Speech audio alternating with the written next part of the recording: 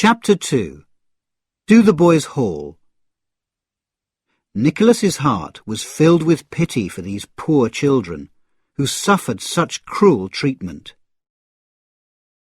Wackford Squeers was a strange-looking man with flat, oily hair. His black jacket was much too big for him, and his trousers were much too short. But the strangest thing about him was his face. He only had one eye, which looked like a dirty window.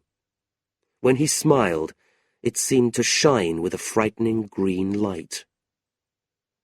At first, Mr. Squeers was unwilling to accept Nicholas as his assistant because he was too young and had not been to college. But after a few quiet words with the boy's uncle, he offered Nicholas the job. "The coach leaves at 8 o'clock tomorrow morning," he said. "You mustn't be late." Nicholas woke up at 6 o'clock the next morning and hurried to the Saracen's Head. While he was helping Mr. Squeers to lift a few small, frightened-looking boys onto the coach, he was surprised to see his mother and sister. His uncle had brought them to say goodbye. "Why didn't you wake us?" Mrs. Nickleby said, throwing her arms around her son. "You left without breakfast." "There's no time for this, Nickleby," Squeers interrupted rudely, buttoning his coat against the cold. "Get onto the coach immediately. One of my boys has already nearly fallen off. If a boy died now, I'd lose £20. "Dear Nicholas," whispered Kate, leading her brother away. "What kind of place are you going to?" "I don't know, Kate," Nicholas replied, pressing his sister's hand. "I suppose the people in Yorkshire are rougher than people in London." "He's a nasty little man. He's so rude." "But he's my employer," Nicholas reminded her. Nicholas kissed his tearful sister and mother and shook his uncle's hand. Then he jumped up into his seat on the coach. However, as he was waving goodbye, an odd thing happened. Somebody started pulling softly at his leg.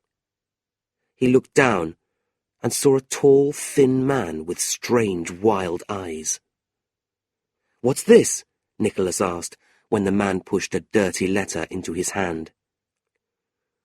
"You don't know me," the man whispered nervously, "but I work for your uncle. Take it and read it." Before Nicholas could say another word, the man had gone. The journey to Yorkshire was long and uncomfortable. It snowed heavily on the way, and everybody felt cold and hungry. At 6 o'clock the next evening, they finally arrived at Greta Bridge. Mr. Squeers and Nicholas took the boys off the coach and put them into a small cart. "Is it much further to Dotheboys Hall, sir?" Nicholas asked Squeers when the cart had left Greta Bridge. "About 3 miles, Squeers replied. "But we don't call it a hall up here, only in London, because it sounds better." Squeers laughed to himself, and Nicholas stared into the darkness until they reached Dotheboys Hall. Then he understood. The hall was just a long, low, cold-looking house with a few old farm buildings behind it. While Nicholas sat in the cart with the boys, Squeers jumped down and shouted for someone to open the gate. Several minutes later, a tall boy in old, thin clothes ran out of the house. "Why did you take so long, Smike?" Squeers shouted. "Sorry, sir, but I fell asleep by the fire." "Fire? What fire?" the schoolmaster demanded angrily. "Mrs. Squeers said that I could sit by the fire in the kitchen to keep warm." "Mrs. Squeers is a fool," Squeers replied. "You'd stay awake better in the cold." The boy called Smike opened the gate, looking nervously at Squeers. A few minutes later, Nicholas was standing outside the door with the boys and the luggage. He stared up at the cold-looking house with its dark windows and sighed.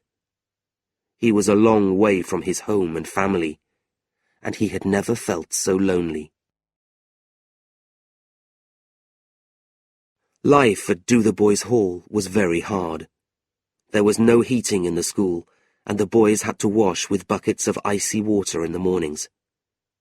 They wore the same clothes every day, and they were always hungry. Mrs. Squeers fed them a thick, horrible soup every day, which Mr. Squeers called their medicine. It was the cheapest food that they could find. The classroom was cold and dirty, with broken windows. There were a couple of old, long desks for the children, and 2 desks at the front of the room, one for Squeers, and a smaller one for his assistant. During the lessons, the boys sat quietly, shaking with the cold. Letters from home were opened in front of the whole class, and Squeers took all their money. He did the same with packages of clothes. If the boys complained, Squeers hit them with a big stick. Nicholas watched this happen with tears of anger in his eyes, but he felt powerless to do anything. Squeers gave to his son, young Wackford, all the clothes that he stole from the boys. He, of course, was the only boy in the school who was never cold and hungry. He was also as nasty as his father. His favourite activity was kicking the other boys and making them cry. If they tried to defend themselves, young Wackford reported them to his father, and they were cruelly punished. Nicholas's heart was filled with pity for these poor children, who suffered such cruel treatment. All the beauty of innocence had disappeared from their pale, thin faces. He never heard them laughing, and there was no hope in their dull, empty eyes. He was especially sorry for the boy called Smike. He was older than the other boys, about 18 or 19 years old. He was tall for his age, but wore children's clothes that were much too short for him. He did not have lessons, but was made to do all the hard, dirty jobs around the school.